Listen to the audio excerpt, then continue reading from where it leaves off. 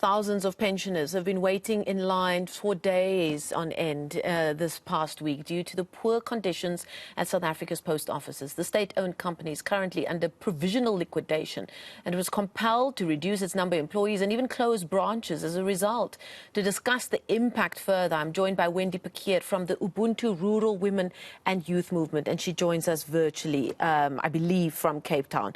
Wendy, thank you so much for your time.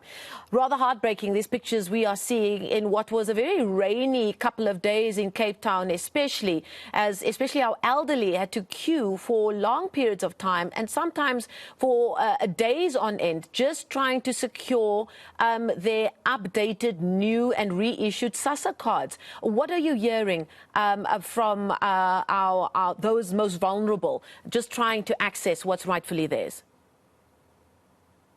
Good afternoon, and thank you so much for having me.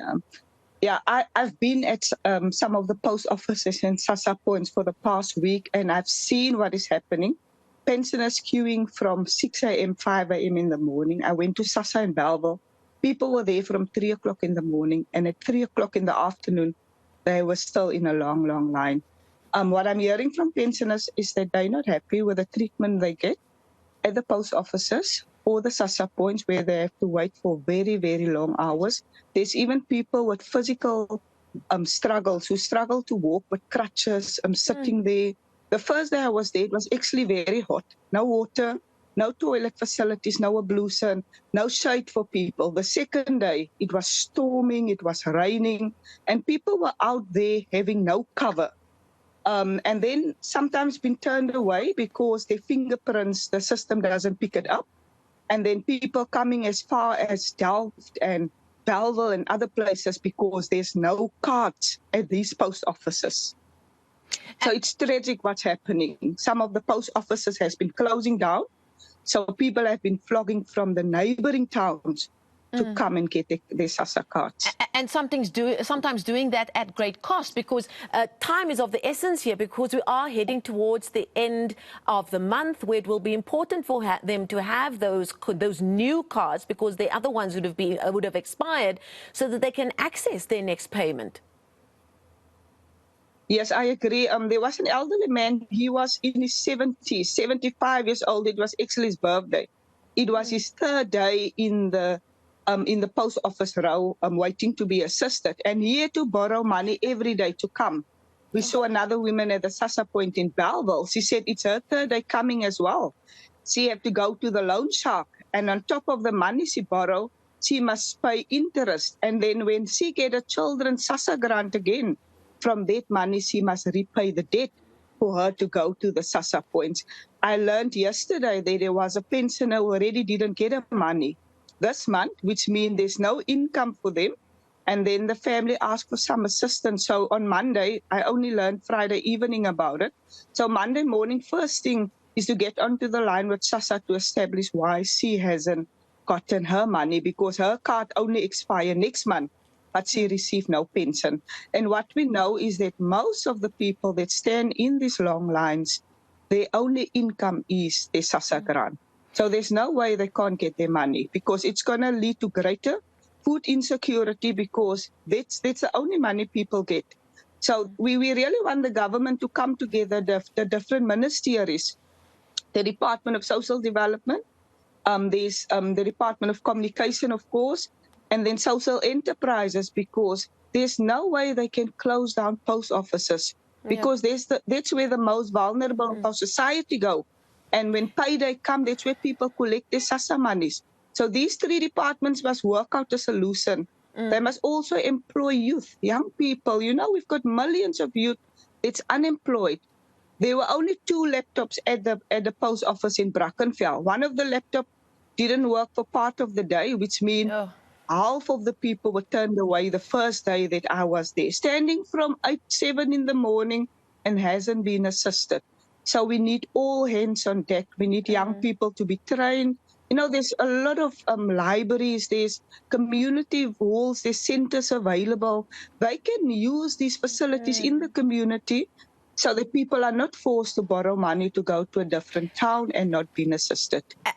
And let's face it, we are sitting with this infrastructure where a lot of our post offices are in parts of town that are out of reach for the majority of South Africans, just because of the history of the infrastructure build in South Africa. But let's talk a little bit about that potential alternative, because I did see a quote from the spokesperson of SASSA saying, listen, if we get to a situation where the post office has to close down because of that provisional liquidation that's been put in place for the last few months, things are not looking rosy in terms of the short-term future for South African Post Office. They say, look, we've got alternative plans in place, we've got backup if that were to be the case.